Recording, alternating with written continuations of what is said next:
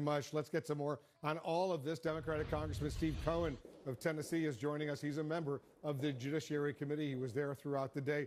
Congressman, you just voted to hold the Attorney General in contempt. Did you accomplish really anything practical today, or was this simply a political stunt, as your critics allege?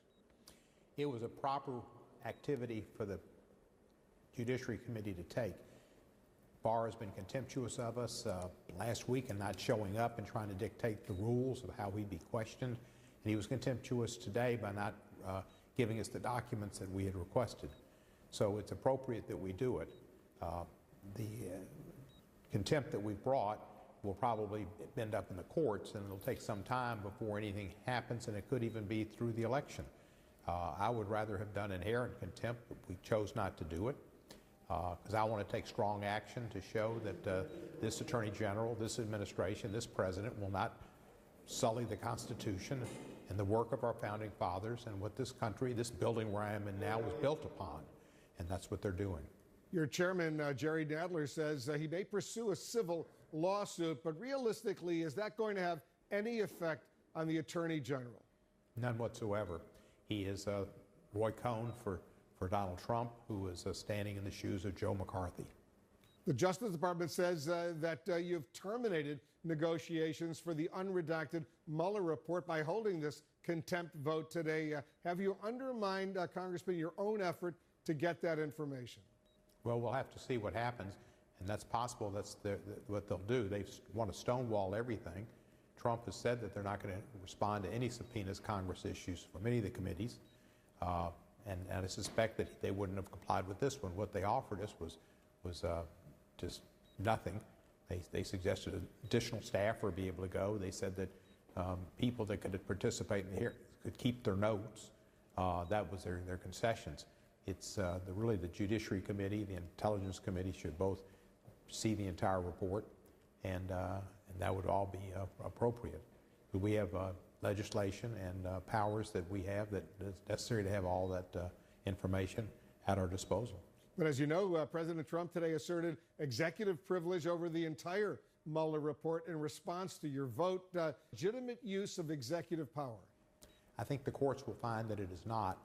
Not only have they allowed these people to testify before Mr. Mueller and or testify before grand juries, they have basically given up executive privilege.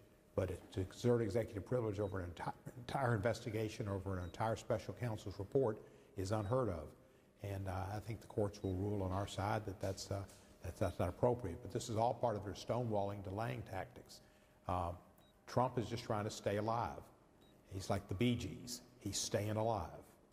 The chairman of your committee, Jerry Nadler, says discussions to have the special counsel Robert Mueller testify are ongoing. Are your efforts better spent on securing that testimony rather than escalating this fight with the Attorney General, which may simply wind up in court and drag on and on and on and go nowhere? Well, I'm not sure what would be best. I know where we are, and I think we're doing what we should do because he's been contemptuous of the Congress. And he lied to the Congress when Charlie Crist asked him about Mueller and the Mueller team and their opinion of his 3.5-page summary.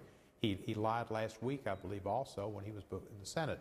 So when you lie to Congress, when you're contemptuous of Congress, Congress needs to take actions. We don't need to. We've played too nice with this man, and we played too nice with the Russians. And the Russians influenced the election, and Trump's in, and they're taking all the activities they can, and they're grifting their way through to try to finish this term and see if they can't con the American public and their supporters into another term. That would be the worst thing that could happen to this country. It'd just be catastrophe, and it would be the end of America as we've known it. One final question before I let you go, Congressman. You've been getting some criticism, some flack for bringing the fried chicken to that hearing where the Attorney General didn't show up, suggesting your opinion that he's a chicken. I was showing our viewers some video of that. Any regrets for having done that? Only regret I have is that I bit into the chicken, because there's a lot of photographs and it's hard to bite into chicken and look real good afterwards. I regret that, but I don't regret doing it. I think we created a hashtag for him, and we brought to a lot of people's attention the fact that he did chicken out, that he was cowardly, didn't appear before our committee, and brought it to an audience that otherwise wouldn't have known it. People that don't watch the Situation Room, but they might watch the late night TV shows. And I think effectively it got that message out, and a visual sometimes is better than the talking or writing. And so I think we succeeded in that.